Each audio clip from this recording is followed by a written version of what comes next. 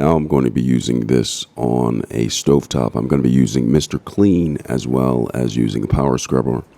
But the first thing I'm going to do is I'm going to pour a little bit of water on it to the stove in order to get some moisture on there before I add the Mr. Clean.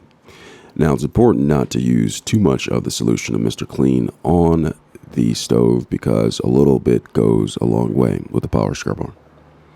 So I poured some down on there.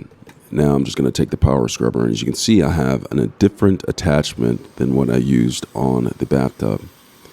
So I'm just going to take it and just keep on going side to side with the scrubber and letting it do its thing. As you can see, I'm going back and forth, making sure I go in straight lines to ensure that I don't miss a spot while using the power scrubber. Now it's important to go slow when you're going back and forth on these lines because the power scrubber actually does all of the work.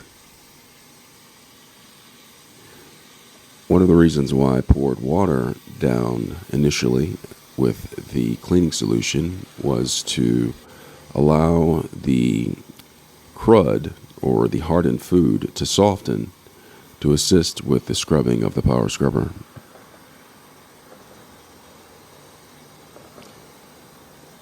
Occasionally I'll go in circular motions. I'm not sure if that helps out a lot, but it looks cool. It makes me look like I know what I'm doing. And then I go back and forth. I look almost like a professional doing this with this power scrubber. And after I go over it once with the power scrubber, the moisture from the water that I put down as well as the solution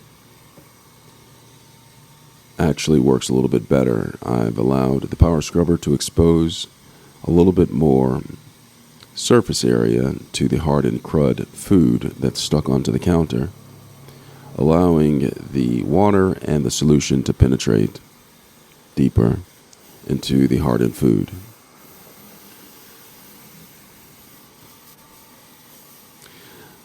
Occasionally, spaghetti sauce splatters against the back wall and it hardens, and I just use the scrubber to go along the back wall as the scrubber removes hardened food off the back wall just as easily as it does on the stove. Now it's important to note that when scrubbing the back of the wall, make sure that there's not too much of the moisture solution of water and Mr. Clean on the scrubber because a lot of that moisture can drip down. It's also important to note to get the corners. Now right here I have a hard countertop, and I've allowed some of the moisture and solution to be absorbed by the hardened food. And now I'm just coming over the hardened food one more time with the scrubber in order to soften it, release it, and eventually be wiped out.